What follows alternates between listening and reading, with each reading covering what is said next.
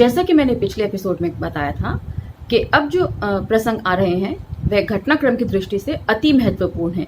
इसलिए मेरा आपसे अनुरोध है कि आप उन्हें सुने भी उतने ही ध्यानपूर्वक। आभासी दुनिया के मेरे दोस्तों, शालिनी बोल रही हूँ। जय भीम, हुल जौहार। आइए कहानी शुरू करते हैं। 8 जुलाई 1970 की शाम थी। मैं अपने थोड़े से सामान के साथ ऑर्डिनेंस फैक्ट्री ट्रेनिंग संस्थान अंबरनाथ के छात्रावास में पहुंचा था। कल्याण रेलवे स्टेशन पर संस्था की गाड़ी खड़ी थी। जबलपुर से और भी कई लोग आए थे। छात्रावास अंबरनाथ की पहाड़ी की तलहटी में एक खूबसूरत स्थान पर था। ऑर्डिनेंस फैक्ट्रियों में इस संस्थान के और छात्रावास की एक विशिष्ट महत्ता थी। यहाँ प्रशिक्षित टेक्नीशियंस ड्राफ्टमैन भारत के सर्वश्रेष्ठ टेक्नीशियंस और ड्राफ्टमैन में गिने जाते थे। छात्रावास में शाम बेहद जीवंत होती थी। जिम्नास्टिक्स, इंडोर गेम्स आदि की सुविधा के साथ स्विमिंग पूल एवं पुस्तकालय वाचनालय भी थे। छात्रावास का पुस्तकालय देखकर मैं रोमांचित हो उठा था। इसी पुस्तकालय में मैंने Pasternak, Hemingway, Victor Hugo, Pierre Louis Tolstoy, Pearl S Buck, Turgenev, Dostoevsky, Stevens, Oscar Wilde, Romain Rolland, Emile Zola को पढ़ा था। यहाँ रहते हुए रविंद्रनाथ टैगोर, कालिदास का संपूर्ण वाङ्मय पढ़ा। जैसा कि ओम प्रकाश वाल्मीकि जी पहले ही बोल चुके थे कि छात्रावास के दिन उनके लिए व्यक्तित्व निर्माण के दिन थे और उसमें पढ़ाई लिखाई के अपनी जो टेक्निकल पढ़ाई लिखाई थी उसके साथ साथ पुस्तकालय का इन्होंने कितनी खूबसूरती से इस्तेमाल किया। हम में से आजकल बहुत से लोग इस मुकाम पर पहुंच चुके हैं कि अपने बच्चों को अच्छे प्राइवेट स्कूलों में भेज सके, लेकिन फिर भी पढ़ने लिखने की इस तरह की परंपरा से हम लोग कोसों दूर हैं आज भी। छात्रावास के एक एक कमरे में 10-10 छात्र थे। मेरे साथ थे Sudama Patil Marathi Bhusawal, V K. Upadhyay Kanpur, P C. Mridha Bengali, K C. Rai Bengali, Dilip Kumar Mitra Bengali, B K. John Katni Madhya Pradesh, Gaur Mohandas Bengali Kolkata और गुलाटी सिख। सुदामा पाटिल से जल्दी ही घनिष्ठता बन गई थी। उसे भी साहित्य में रुचि थी। नाटकों के प्रति उसमें गहरा लगाव था। प्रत्येक शनिवार रविवार को हम दोनों बम्बई नाटक देखने पहुंच जाते थे। कभी कभी सप्ताह के बीच में कोई अच्छा प्रदर्शन हुआ तो हॉस्टल से चोरी छिपे जाना पड़ता था। 10 बजे रात में छात्रावास के गेट पर ताला लग जाता था। दीवार छलांग लगाकर आने में पकड़े जाने का डर रहता था। कई बार नाले के रास्ते हम लोग छात्रावास में पहुंचे थे। एक रोज गेट के ताले की चाबी मेरे हाथ लग गई थी। उसी रोज मैंने फैक्ट्री जाकर एक चाबी बना ली थी। चाबी बनाते ही हमारी समस्याओं का समाधान हो गया था, अर्थात डुप्लीकेट की। लेकिन एक रोज हम दोनों फंस ही गए थे। रात 12 बजे तक दरबान पुस्तकालय के बरामदे में सो जाता था। हम चुपके चुपके बंद ताला खोलकर अंदर आ जाते थे। अंदर आकर फिर से ताला बंद कर देते थे। उस रोज दरबान जाग रहा था। हमें ताला खोलते देखकर वह चिल्लाया। ताला खुल चुका था, हम अंदर आ गए थे। उसने वार्डन से शिकायत करने की धमकी दी। मैंने उससे पूछा, क्या शिकायत करोगे? तुम लोग ताला खोलकर बाहर से अंदर आए हो, दरबान ने कहा। मैंने उसे डांटते हुए कहा, हम बाहर नहीं अंदर ही थे। तुम ताला लगाना ही भूल गए हो, इसे बंद करो। काफी गर्मा गर्मी हो गई थी। हो हल्ला सुनकर वार्डन उपाध्याय भी वहां आ पहुंचे थे। मुझे देखते ही बोले, महर्षि तुम यहाँ क्या कर रहे हो? वे मुझे इसी नाम से बुलाते थे। महर्षि उपनाम लगे होने की वजह से कितनी गलत फहमियां हो गई, अब उसी के प्रसंग चालू हैं, सुनिए। मैंने पूरे आत्मविश्वास से कहा, वार्डन साहब ये दरबान ताला बंद करना भूल गया है। देखो ताला खुला हुआ है अभी तक। वही इसे समझाने की कोशिश कर रहा था, लेकिन ये मानता ही नहीं। उस रोज किसी तरह मामला रफा दफा हो गया था, लेकिन वार्डन को हम दोनों पर शक था। हमने भी कुछ समय के लिए अपनी गतिविधियां स्थगित कर दी थी। अंबरनाथ के गांधी आश्रम में श्री राम लागू के अभिनीत नाटक का मंचन था। नाटक के टिकट बहुत ही मुश्किल से मिले थे। नट सम्राट की भूमिका में श्री राम लागू ने धूम मचा रखी थी। इस पुस्तक को पढ़ने से पहले तक मैं श्री राम लागू जी को सिर्फ एक हिंदी का बेहतरीन कलाकार समझती थी। मुझे नहीं मालूम था कि वे इतने चर्चित रंगमंच के कलाकार भी रह चुके हैं। 9:30 बजे से नाटक था। उस समय 9:15 बज चुके थे। पाटिल और मैं जल्दी जल्दी स्टेशन जाने वाली सड़क से जा रहे थे। अचानक सामने से उपाध्याय जी आते दिखाई पड़े। उन्होंने भी हमें देख लिया था। महर्षि, इस वक्त कहाँ चले? उन्होंने डांटते हुए पूछा। हम दोनों एक दूसरे का मुंह देख रहे थे। अचानक पाटिल बोल पड़ा, सिर दर्द था सर, स्टेशन तक जा रहे थे, चाय कॉफी पीकर अभी लौट आएंगे। क्यों, मेस में चाय कॉफी नहीं मिलती? मिलती तो है सर, लेकिन आज दूध नहीं बचा, इसलिए स्टेशन तक जा रहे हैं। पाटिल ने बहाना मारने की कोशिश की। उपाध्याय जी ने कहा, आओ मेरे साथ, मैं कॉफी पिलाऊंगा। वे हमें रोककर अपने क्वार्टर पर ले आए। नाटक के टिकट हमारी जेब में कुनमुना रहे थे। समझ में नहीं आ रहा था इनसे पीछा कैसे छुड़ाएं। हमें ड्राइंग रूम में बैठाकर उन्होंने अपनी पत्नी से चाय बनाने को कहा और सामने सोफे पर बैठ गए। मैंने पाटिल की ओर कनखियों से देखा। वह अंदर ही अंदर मुस्कुरा रहा था। श्रीमती उपाध्याय जैसे ही चाय बनाने के लिए रसोई में घुसी, मैंने उठते ही कहा, अम्मा जी, वार्डन साहब बेकार में आपको तकलीफ दे रहे हैं, लाइए चाय मैं बनाता हूँ। वे मुझे देखते ही खुश हो गए। महर्षि, तुम आए हो, बैठो बैठो, मैं बनाती हूँ चाय। मैंने उनके पास जाकर धीरे से कहा, अम्मा जी, आज हम दोनों गांधी स्कूल में नाटक देखने जा रहे थे, वार्डन साहब घेर कर यहाँ ले आए। ये देखो टिकट। लेकिन उन्हें पता नहीं है। अम्मा जी ऊपर से नीचे तक मुझे घूरते हुए बोली, अच्छा नाटक है। मैंने कहा, अम्मा बहुत अच्छा है। तो जाते क्यों नहीं? मैं हंसते हुए बोली। कैसे जाएं, वार्डन साहब इजाजत नहीं देते, मैंने रुआंसा होकर कहा। वह उठकर ड्राइंग रूम में आ गई। अरे, कैसे वार्डन हूँ, बच्चों को घूमने फिरने भी नहीं देते। जाओ महर्षि, लेकिन जल्दी ही लौट आना। उपाध्याय जी कुछ बोल नहीं पाए। हम दोनों ने जो दौड़ लगाई, सीधे गांधी स्कूल में जा आकर ही दम लिया। नाटक शुरू हो चुका था। रात 1 बजे शो छूटा था। हॉस्टल का ताला खुला छोड़कर दरबान सोया हुआ था। सुदामा ने ताला बंद करते हुए कहा, जय अम्मा जी। उन दिनों हमने विजय तेंदुलकर के मराठी नाटक सखाराम बाइंडर, गिधाड़े, खामोश अदालत जारी है देखे थे। बम्बई में थिएटर यूनिट के हयवदन, आषाढ़ का एक दिन आदि में अमरीश पुरी, अमोल पालेकर, सुनीता प्रधान, सुलभा देशपांडे के अभिनय ने इन नाटकों को सजीव बना दिया था। छात्रावास में भी हमने एक नाट्य दल गठित कर लिया था। नाटकों का पूर्वाभ्यास शुरू कर दिया था। अंबरनाथ में कई जगह हमने मंचन भी किए थे। इसी बीच पूना में गवई बंधु कांड हो गया था। पूना के पास एक गांव में सवर्णों ने गवई बंधुओं की आंखें फोड़ दी थीं। इस घटना से बंबई पूना में तनाव बढ़ गया था। दलित पैंथर की सुगबुगाहट शुरू हो चुकी थी। जो लोग मुंबई से बिलोंग करते हैं या उसके आसपास के एडजॉइनिंग इलाकों से हैं, वे अच्छे से जानते हैं कि दलित पैंथर एक बहुजन संगठन है जो इस तरह से लोगों की मदद करता है, अपने लोगों की। इस घटना को पार्श्व में रखकर मैंने दलित समस्याओं पर एक लेख नवभारत टाइम्स बंबई को भेजा था, जो उसी बीच छप गया था। इस लेख पर जबरदस्त प्रतिक्रियाएं हुई थी। शिवसेना के समर्थक सरकारी कर्मचारियों ने मेरे इस लेख की शिकायत संस्थान के प्रिंसिपल श्री देसाई जी से की थी। तो देखा आपने किस तरीके से सामाजिक तंत्र के साथ मिलकर आपके ऊपर सामाजिक तौर पर दबाव बनाया जाता है, आपकी आवाज़ को दबाने की कोशिश की जाती है। और वाल्मीकि जी को इस चीज़ का फर्स्ट हैंड एक्सपीरियंस था, क्योंकि इनके 12th क्लास के केमिस्ट्री के टीचर ब्रिजपाल त्यागी जी ने इनको प्रैक्टिकल में फेल कर दिया था, जिसकी वजह से इनका 12th क्लास का टोटल रिजल्ट फेल हो गया था। तो ये उस दबाव को अच्छी तरह जान रहे होंगे। प्रिंसिपल ने मुझे अपने कार्यालय में बुलाकर नवभारत टाइम्स की वह प्रति मेरे सामने रख दी थी। यह तुमने लिखा है? जी। उन्होंने दोबारा पूछा, ठीक से देखकर बताओ, यह लेख तुम्हारा है?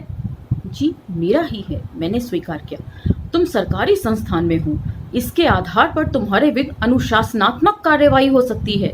मैं चुप रहा। थोड़ी देर बाद वे बोले, ट्रेनिंग के दौरान ये सब मत करो, निकाल दिए जाओगे, जाओ आगे से ध्यान रखना।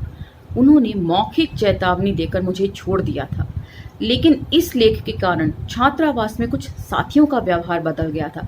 वे मेरी जाति ढूंढने लगे थे, क्योंकि मैंने दलितों के प्रति अपनी संवेदना दिखाई थी, जो उनकी दृष्टि में मेरा अपराध था। महर्षि उपनाम होने की वजह से देखा कितनी सारी भ्रांतियां इनके आसपास फैल गई थी। प्रिंसिपल साहब ने भी सिर्फ मौखिक चेतावनी देकर इनको छोड़ दिया, क्योंकि शायद वो उस टाइम तक इनको महर्षि ही समझ रहे होंगे या उनके खानदान का समझ रहे होंगे। तो जब तक इनकी जाति का खुले तौर पर ना पता चल जाए तब तक कैसे कोई एक्शन लिया जा सकता था। तो ये संस्थानों की सच्चाई है जो यहाँ बयान की गई है, किस तरह हमारे लोगों को, हमारी आवाज़ों को दबाया जाता है, किस तरह हम पर दबाव डाले जाते हैं। इसी बीच सुदामा पाटिल ने आचार्य अत्रे के एक नाटक मारुचि मावशी का हिंदी अनुवाद कर डाला था। उसमें मुख्य भूमिका मेरी ही थी। नाटक के प्रथम मंचन के बाद अंबरनाथ के लोग मुझे एक रंगकर्मी के तौर पर पहचानने लगे थे। ओम प्रकाश वाल्मीकि के बजाय वे उस पात्र के नाम से मुझे पुकारते थे। मैंने अपने भीतर उत्साह महसूस करने लगा था। इसी दौरान अंबरनाथ के मराठी रंगकर्मी कुलकर्णी से परिचय हुआ था, जो आगे चलकर घनिष्ठता में बदल गया था। कई चर्चित निर्देशकों के साथ काम करने का अवसर भी मिला था। जहां एक ओर मैं अपने लिए रास्तों की तलाश में भटक रहा था, वहीं बार बार पिताजी के पत्र आ रहे थे। वे मेरी शादी करने के लिए चिंतित थे। मुझे प्रशिक्षण के दौरान जो भत्ता मिल रहा था, उसमें से मेस का खर्च निकालकर हर महीने एक निश्चित राशि पिताजी को भेज देता था। हाथ में जो बचते थे बस उनसे ही खर्च चल रहा था। नाटक के टिकट में हमें छूट मिल जाती थी। विद्यार्थी होने का लाभ हम उठाते थे। रेल में बिना टिकट यात्रा करने के हथकंडे हमने सीख लिए थे। दादर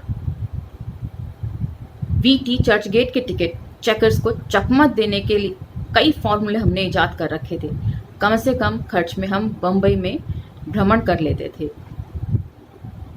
तो ये उनकी विद्यार्थी जीवन की चंचलता थी। इन्हीं दिनों मेरा परिचय मराठी के दलित साहित्य से हुआ था। दलित साहित्य की रचनाएं मराठी साहित्य को एक नई पहचान दे रही थी। दया पवार, नामदेव ढसाल, राजा ढाले, गंगाधर पान तावड़े, बाबूराव बागुल, केशव मेश्राम, नारायण सुर्वे, रामन निम्बालकर, यशवंत मनोहर के शब्द रगों में चिंगारी भर रहे थे। ऐसी अभिव्यक्ति जो रोमांचित कर एक नई ऊर्जा से भर रही थी। अर्थात झूठी उपमाओं, वीरताओं, अतिशयोक्तियों के जो जामे पहनाए गए थे साहित्य में लोगों को, वो उतरने शुरू हो गए थे, जिसने इन्हें आकर्षित किया और साहित्य सृजन की ओर भी ज़्यादा झुकाव इनका बढ़ता चला गया। मैं जैसे जैसे दलित साहित्य के संपर्क में आ रहा था, मेरे लिए साहित्य के अर्थ बदल रहे थे। सुदामा पाटिल ने इन दिनों मेरी बहुत मदद की थी। मेरा मराठी का ज्ञान धीरे धीरे विकसित हो रहा था।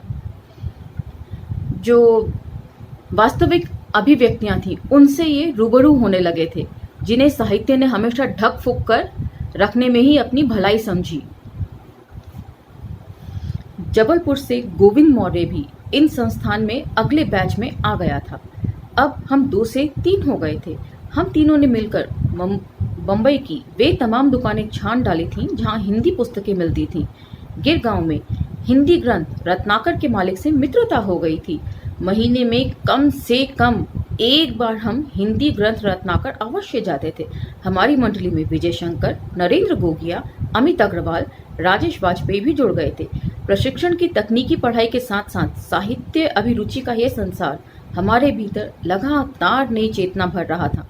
छात्रावास के मस्ती भरे दिनों में भी हम जीवन के कटु और दुर्दम्य सच्चाइयों को महसूस कर रहे थे। छुट्टी होते ही हमारे साथी पिकनिक और सिनेमा की ओर भागते थे। हम गंभीर समस्याओं पर लंबी लंबी बहसों में घंटों बिता देते थे। उन तमाम कार्यक्रमों में हम शामिल थे जो सामाजिक बदलाव की प्रक्रिया तेज करे। कई बार विजय शंकर कहता था, यार तुम लोग कभी जवान भी हुए हो या नहीं? हॉस्टल में जवानी का अर्थ ही कुछ और था, जिसमें हम फिट नहीं होते थे, क्योंकि साहित्य जैसी फालतू चीज़ों ने हमारे मस्तिष्क झुलसा दिए थे। तो ये था मराठी साहित्य का असर जो इनके ऊपर धीरे धीरे पड़ने लगा था। ऑर्डिनेंस फैक्ट्री प्रशिक्षण संस्थान अंबरनाथ बॉम्बे हॉस्टल संस्थान से ज़्यादा दूर नहीं था। पहाड़ी की तलहटी में हॉस्टल बना था। खूबसूरत जगह थी। मेरा रूम पार्टनर सुदामा पाटिल भुसावल का रहने वाला था। पाटिल का एक मित्र रमेश था जो भुसावल का ही रहने वाला था। उसी से हमारा परिचय कुलकर्णी ने कराया था। विनायक सदाशिव कुलकर्णी कॉलोनी के फ्लैट में रहता था। अंबरनाथ में होने वाली सांस्कृतिक गतिविधियों का केंद्र था कुलकर्णी। एक दो मुलाकातों के बाद ही हमारे बीच आत्मीयता बन गई थी। अक्सर शाम को उनके फ्लैट में पहुंच जाते थे। कुलकर्णी मीट मछली खाने के शौकीन थे। घर की रसोई में संभव नहीं था, इसलिए रविवार की दोपहर मेस में बना मीट उन्हें खींच लाता था। बातचीत में आत्मीय थे। उम्र में हम दोनों से काफी बड़े थे। उनकी छोटी बेटी सविता मेरी हम उम्र थी, कॉलेज में पढ़ती थी। हर रविवार कुलकर्णी के मेस में खाना खाने से सुदामा पाटिल और मेरे मेस बिल बढ़ने लगे थे। प्रशिक्षण के दौरान मिलने वाले भत्ते से मुझे गांव पिताजी को पैसा भेजना पड़ता था। पाटिल की स्थिति भी वैसी ही थी, मुझसे बेहतर जरूर थी, लेकिन दो छोटे भाई कॉलेज में पढ़ रहे थे, उनका खर्चा भेजना पड़ता था। हम दोनों काफी मितव्ययता से चलते थे, फिर भी हाथ तंग रहता था। मेरे पास कपड़ों की भी तंगी थी, बस किसी तरह खिंच रहा था। ऐसे में कुलकर्णी का हर इतवार मेस में लंच करना खर्चा बढ़ाने वाला था। एक दिन सुदामा पाटिल ने दुखी मन से कहा, ये बामन हर रविवार टपक पड़ता है। हमारी शामें कुलकर्णी के घर गुजरती थी, लेकिन खाना लौट कर मेस में ही खाते थे। घर में नहीं बन सकता, इसलिए दूसरे के ऊपर बोझा डाल दिया जाए। अच्छी स्ट्रेटेजी है ना। सुदामा पाटिल को उपवास पूजा आदि में विश्वास था। नियमित मंदिर जाता था। अंबरनाथ में एक खूबसूरत प्राचीन शिव मंदिर है। पाटिल सप्ताह में 2 दिन इस मंदिर में जाता था। मुझे इन सब में रुचि नहीं थी। अंबेडकर और मार्क्सवादी साहित्य ने मेरी सोच बदल दी थी, लेकिन पाटिल के साथ में मंदिर तक जाता था और पुलिया पर बैठ जाता था। शांत जगह पर मंदिर परिसर मोहक लगता था। अक्सर मिसेस कुलकर्णी सविता के साथ मंदिर जाती थी। कई बार मंदिर परिसर में हम लोग साथ होते थे। एक रोज मुझे पुलिया पर बैठा देखकर सविता भी वहीं बैठ गई थी। मिसेस कुलकर्णी मंदिर में चली गई थी। आप मंदिर में क्यों नहीं जाते? सविता ने सहजता से पूछा। इन पत्थर की मूर्तियों में मेरी कोई आस्था नहीं है, मैंने अपने मन की बात कह दी थी। वह मुझसे सटकर बैठी थी। मुझे एक अजीब सा एहसास गुदगुदा रहा था। वह जिद करने लगी थी, चलो मंदिर में चलते हैं। सुदामा दादा अर्थात बड़े भैया अंदर हैं। हाँ, पाटिल अंदर है, आप भी जाओ, मैं यहीं ठीक हूँ। मैंने उसे टालना चाहा था। वह चुपचाप पुलिया पर बैठ गई थी। कुछ देर की चुप्पी के बाद वह बोली, आप इतना चुप क्यों रहते हैं? मुझे सुनना अच्छा लगता है, मैंने सहज भाव से कहा। वह खिलखिला पड़ी थी। उसका हंसना मंदिर की घंटियों जैसा था। अचानक उसने कहा, आप फिल्म देखते हैं? हाँ, कभी कभी। हमारे साथ चलोगे? उसने मेरी बाह को अपनी बाह में समेट लिया था। मैंने टालने की गर्ज से कहा था कि सुदामा पाटिल से पूछ कर बताऊंगा। सविता नाराज हो गई थी। क्यों आप मेरे साथ नहीं चल सकते? उस रोज कहीं मन में झरना फूटने की कल कल ध्वनि सुनाई पड़ी थी। स्वभाव संकोची था। पारिवारिक परिवेश दिलो दिमाग पर हावी था। इस एहसास की भनक स्वयं को भी लगने नहीं दी थी, क्योंकि हम दोनों के बीच कई तरह के फासले थे जो लगातार मुझे रोकते थे। ऐसी छोटी मोटी घटनाएं कई बार हुई थी जो इस बात का संकेत थी कि उसका झुकाव मेरी ओर बढ़ रहा था। वह हॉस्टल में भी आने लगी थी। सुदामा उसे हॉस्टल आने से रोकता था, कभी कभी डांट भी देता था, लेकिन सुदामा की डांट का उस पर कोई फर्क नहीं पड़ता था। हॉस्टल में वह मेरी किताबों को उलट पुलट कर देखती थी। कभी कभी इधर उधर फैली किताबों को करीने से सजा देती थी। मेस का खाना उसे पसंद नहीं था। वह शाकाहारी थी और मेस में तो जैसा कि पहले ही जिक्र हो चुका है कि नॉनवेज भी बनता था, तो इसलिए वो खाना प्रेफर ना करती होगी। दीपावली से एक दिन पहले चतुर्दशी की सुबह मिसेस कुलकर्णी ने अपने घर बुलाया था। वह भी सुबह 4 बजे। मैंने पाटिल से पूछा तो वह सुनकर हंस पड़ा था। मेरी समझ में नहीं आया था पाटिल के हंसने का कारण। मैंने जोर देकर पूछा तो बोला, मजा करो, मिसेस कुलकर्णी तुम्हें तेल और उकटन से नहलाएंगी। मतलब? मैंने आश्चर्य से पूछा। पाटिल ने बताया था कि महाराष्ट्रियन ब्राह्मणों में यह एक परंपरा है। घर की स्त्री परिवार के पुरुष सदस्यों को उपटन और तेल मालिश करके स्नान कराती हैं और ब्रह्म मुहूर्त में। उनकी बात सुनकर मैंने उससे पूछा था कि तुम जाओगे? उसने मना कर दिया था। साथ ही कहा था कि उसे नहीं बुलाया है। उस रात में ठीक से सो नहीं पाया था। एक तो सुबह 4 बजे उठकर जाना था, दूसरे में एक अजीब से अंतर्द्वंद में फंसा हुआ था। कुलकर्णी परिवार की आत्मीयता मुझे आकर्षित भी कर रही थी, फिर भी पारिवारिक स्थितियों के कारण संकोच था। बरामदे में 3 चौकियां रखी थी। कुलकर्णी, अजय और मैं चौकियों पर बैठ गए थे। उस वक्त मुझे रह रहकर अपने घर का दम घुटू वातावरण याद आ रहा था। मिसेस कुलकर्णी ने बारी बारी से हम तीनों को उपटन और तेल लगाया था। तेल से मोहक सुगंध आ रही थी। मैंने कच्छे के ऊपर तौलिया लपेट रखा था। मिसेस कुलकर्णी ने तौलिए को अलग रख देने के लिए कहा था। मैंने कहा था कि मुझे संकोच होता है। मिसेस कुलकर्णी ने तौलिया छीनते हुए कहा था, तुम मेरे बेटे अजय जैसे हो, फिर माँ से कैसी शर्म। उस क्षण मेरा मन भावुकता से भर गया था। बरबस अपनी माँ की याद आ गई थी, जो कुछ दिनों से बीमार चल रही थी। मिसेस कुलकर्णी के हाथों के नरम कोमल वात्सल्यपूर्ण स्पर्श ने मुझे अपनी माँ के खुरदरे स्पर्श की याद दिलाती थी। सिरहाने बैठकर जब माँ मेरे बालों में उंगलियां घुमाती थी, मेरी चेतना जैसे नींद की गोद में समा जाती थी। 2 संस्कृतियों की भिन्नता ये पूरे इसमें आपको आत्मकथा में दिखाई देगी कि कैसे उनकी स्त्रियों के हाथ कितने कोमल होते हैं और हमारी स्त्रियों के हाथ कितने खुरदरे होते हैं। कई तरह के कामकाज वे अपने ही हाथ से करती हैं। मिसेस कुलकर्णी ने गुसलखाने में गर्म पानी से नहलाया था। मुझे लगातार एक अज्ञात भय सता रहा था कि यदि इन्हें इसी वक्त पता चल जाए कि मेरा जन्म एक अछूत जाति चूहड़ा में हुआ है तो अंजाम क्या होगा। उन्हीं दिनों पूना में गंवाई बंधुओं की आंखें फोड़ दी गई थी, जिसे लेकर दलित समाज ने मुंबई पूना में एक जबरदस्त आंदोलन खड़ा कर दिया था। कुलकर्णी परिवार ने से मुझे बेइंतहा प्यार और विश्वास मिला था। कभी परायपन का एहसास नहीं हुआ था, लेकिन सविता का मेरी ओर झुकते जाना मुझे भयभीत कर रहा था। मैं ऐसे क्षणों में असहज हो जाता था। सविता जितना करीब आती, मैं भागने की कोशिश करता। एक रोज कुलकर्णी के घर प्राध्यापक कांबले से भेंट हुई। कुलकर्णी और कांबले में मराठी नाटकों पर कोई गंभीर चर्चा चल रही थी। मैं और पाटिल इस चर्चा को चुपचाप सुन रहे थे। इसी बीच मिसेस कुलकर्णी चाय लेकर आई थी। चाय पीते पीते मेरा ध्यान कामले के प्याले पर गया। प्याला हमारे प्यालों से अलग था। मैंने सुदामा पाटिल से पूछा। उसने कोहनी मारकर मुझे चुप करा दिया था। लौटते समय मैंने फिर वही बात छेड़ दी। पहले तो वह टालता रहा, आखिर उसने बता ही दिया। मराठी ब्राह्मण, वह भी पूना के ब्राह्मण, महारों को अपने बर्तन छूने नहीं देते, इसलिए उनके अलग बर्तन रखे जाते हैं। चाय के जूठे कप मिसेस कुलकर्णी उठाने आई थी, लेकिन कामले का कप कुलकर्णी उठाकर ले गया था। इस वृत्तांत को आप आज के SC ST OBC सांसदों पर लागू करके देखिए।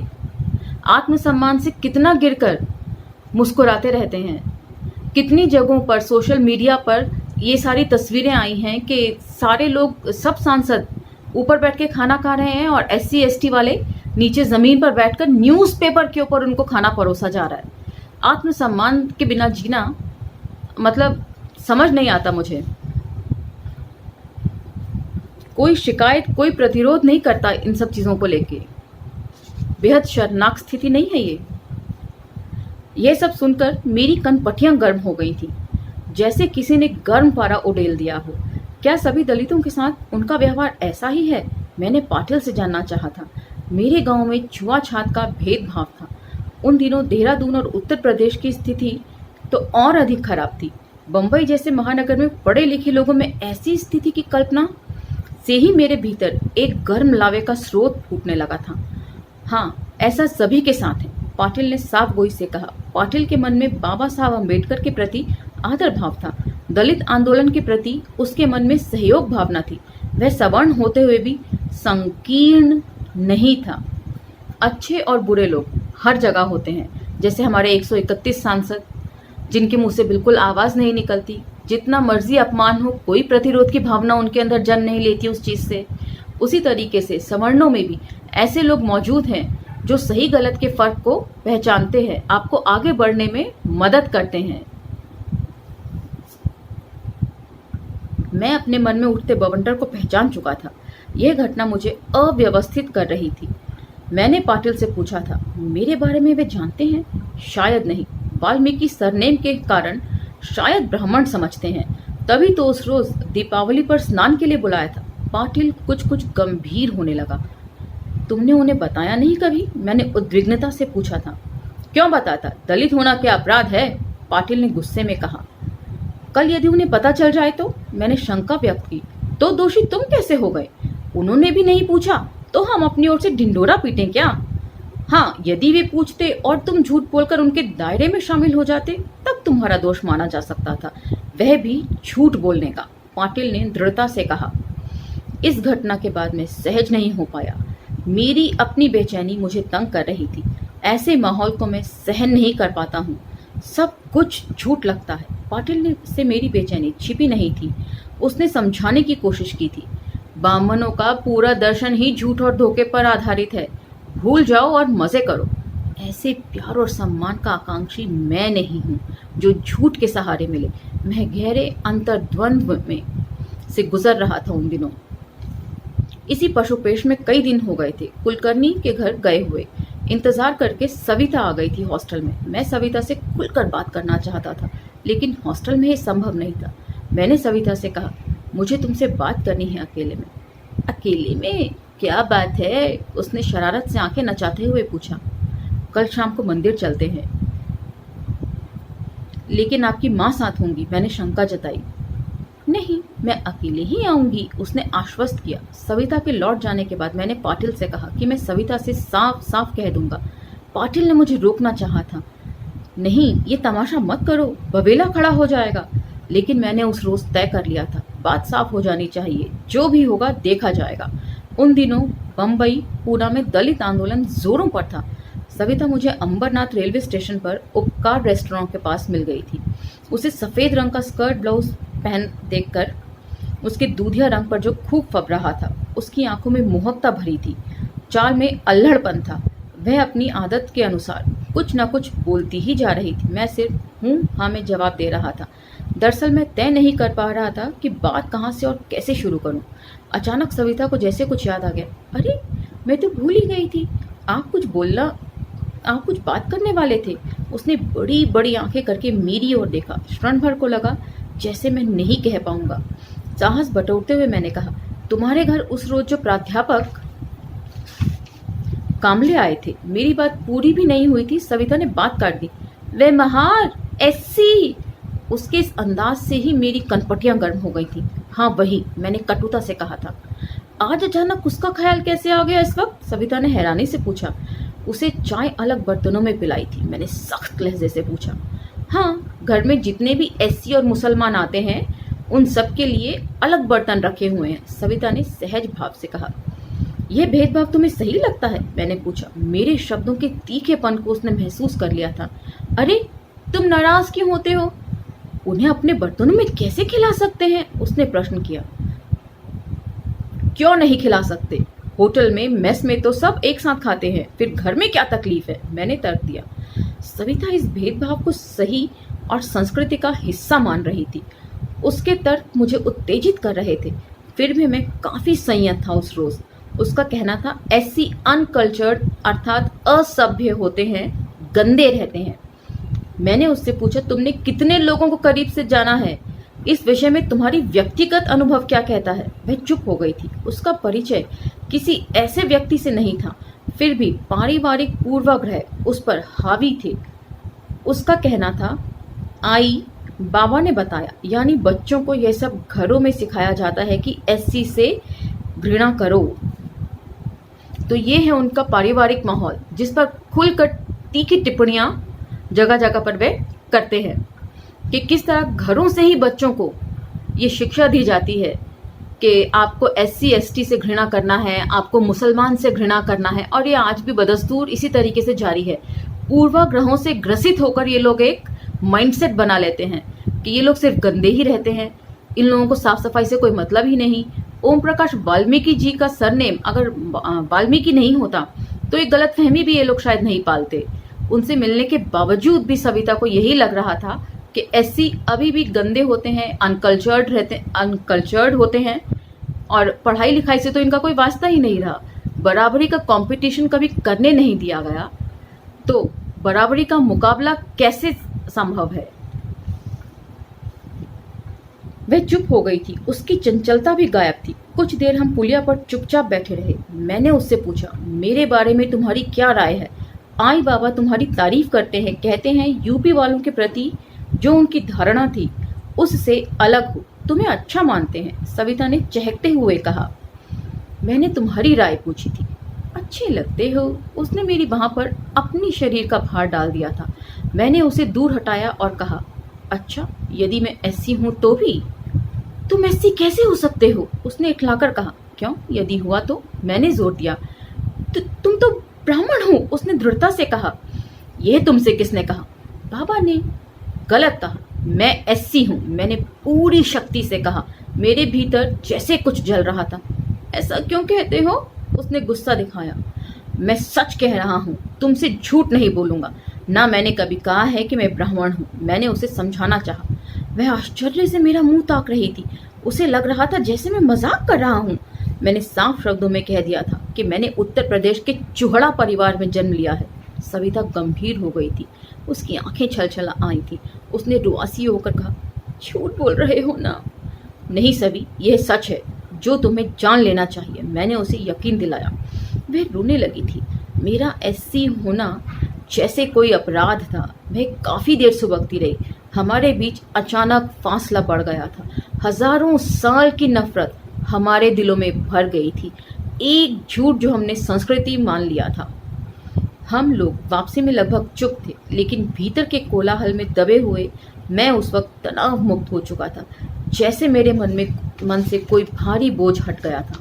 स्टेशन के पास रेलवे लाइन पार करते हुए मैंने सविता से कहा, यह आखिरी मुलाकात है। क्यों, घर नहीं आओगे? उसने हैरानी से पूछा। नहीं, अब मैं नहीं आ पाऊंगा। वह चलते चलते रुक गई थी। बोली, घर आओ या ना आओ, लेकिन यदि ये सच है तो बाबा से मत कहना। वह फिर रुआंसी हो गई थी। उसका गला भर आया था। लेकिन क्यों? मैंने जानना चाहा। नहीं कहोगे? वादा करो। सविता की आंखों में अजीब सी याचना थी। उसके बाद हम कभी नहीं मिले। कुछ दिन बाद अंबरनाथ से मेरा तबादला हो गया था, चंद्रधर महाराष्ट्र के लिए। मैं उन लोगों से मिले बिना ही चला आया था। अचानक तमाम सूत्र टूट गए थे। प्रशिक्षण के बाद ऑर्डिनेंस फैक्ट्री चंद्रपुर में नियुक्ति हो गई थी। तो देखा आपने ताना बाना। इसके ऊपर एक काफी पहले पढ़ी थी मैंने कहानी, नो बार। लेखक का नाम इस वक्त मुझे याद नहीं आ रहा। कुछ करदम करके थे। उसमें भी यही सब बात कही गई कि टाइम्स ऑफ इंडिया बॉम्बे में एक मैट्रिमोनियल छपता है जिसमें लड़की की बहुत सारी तारीफ लिखी होती है और साथ में लिखा होता है कास्ट नो बार। तो जो नायक है कहानी का वो अप्लाई करता है और वहाँ से रिस्पॉन्स आता है। एक बार नायक के मन में आता है कि अपनी कास्ट लिख दूँ, लेकिन फिर उसको लगता है कि कास्ट लिखना बहुत छोटापन जताने जैसा होगा, क्योंकि पढ़े लिखे लोगों ने कास्ट नो बार करके लिखा है, तो अपनी तरफ से बताना ओछापन रहेगा। वह आता है बुलावे पर लड़की वालों के, और लड़की वाले उसको पसंद कर लेते हैं। कई मुलाकातें लड़का और लड़की के बीच में होती हैं। फिर एक बार जब फाइनल डिस्कशन होता है तो वो कहते हैं कि मैं अपने माँ बाप से, नायक बोलता है कि मैं अपने माता पिता से भी पूछ लूँ और उन्हें जानकारी दे दूँ। माता पिता सुनकर खुश होते हैं कि लड़का शादी कर रहा है, लेकिन उनके नायक के पिता को हैरानगी होती है कि जो लड़की है वो अपनी जात बिरादरी की नहीं है बल्कि सवर्ण है। फिर भी वो नायक को हिदायत देते हैं कि एक बार अपनी जाति का खुलासा कर दो, कहीं ऐसा ना हो बाद में बवेला मचे। नायक उस वक्त तो मानता नहीं, और जब फाइनल डिस्कशन के लिए लड़की के घर जाता है तो वहाँ उन लड़की के पिताजी उससे राजनीति के ऊपर डिस्कशन चालू कर देते हैं।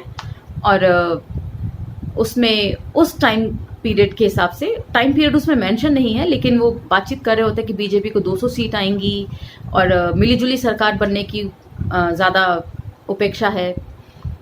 और इन सब तरह की काशीराम मायावती को वो कोस रहे होते हैं लड़की के पिता, और जो नायक है हमारा वो उनके समर्थन में होता है और वीपी सिंह के मंडल कमीशन लागू कर देने के समर्थन में होता है।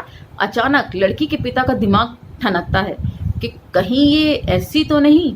वो जाकर अपनी बेटी से धीरे से पूछते हैं कि तुमने कभी जाति पूछी इससे?